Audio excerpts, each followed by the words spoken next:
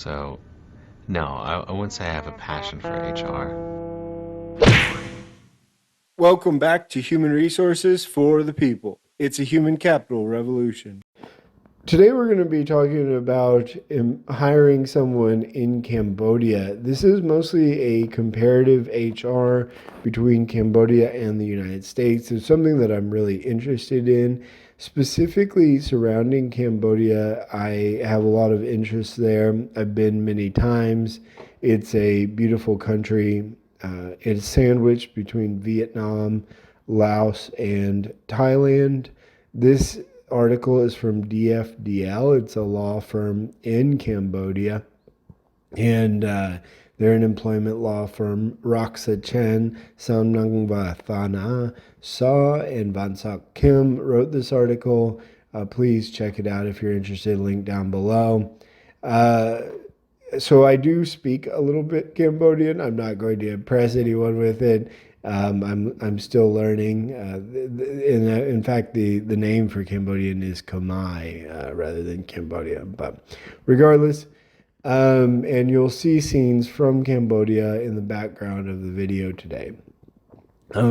So employment relationship is very standard in Cambodia compared to other countries. There are fixed duration contracts and unfixed duration contracts, and they're what they sound.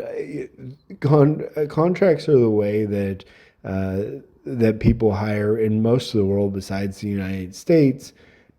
A fixed duration contract is for a max of 2 years. It has a start and end date, as well as a very clear and defined sort of process. And then they also have undefined contract dates, that unfixed duration contracts that are sort of in the future. The parties are aware of their rights and obligations, and it's recommended that they're in writing and that they meet the minimum standards by labor laws. In addition, mandatory content of the UDCs or unfixed duration contracts is that they have wages, working hours, and other working conditions, and those conditions are specified under the overall labor law, which I might dig into down in the future, which those include wages, working hours, night work, weekly time off, paid hours, et cetera, et cetera. So the working conditions have to be defined by a labor law, and those sort of elements are defined in Cambodia. And there may be other terms included that are specified and not under the labor law.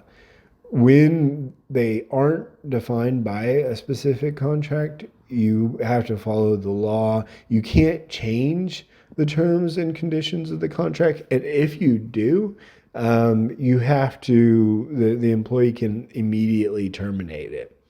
I think it's a little interesting. I wish I knew more about what would happen if, if you didn't want the changes, but you didn't want to, quit your job, right?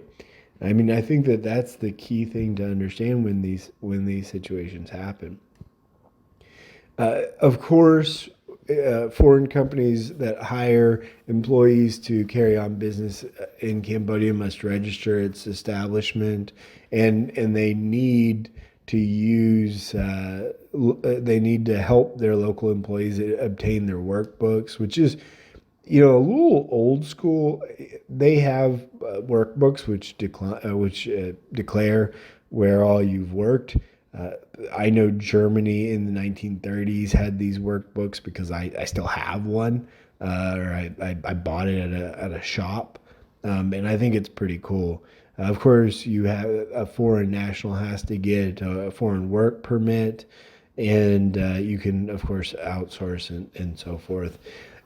So I don't find that Cambodian law is particularly terribly different than other countries. I'm going to explore this more in detail because in the other countries, because there are some really interesting things surrounding For example, the use of temp agencies that's highly regulated in most of Africa and I think most of Asia as well. And that's an interesting concept to sort of explore. If you like what you see today, please like, share, and subscribe, and we'll see you on the next video. Bye, guys.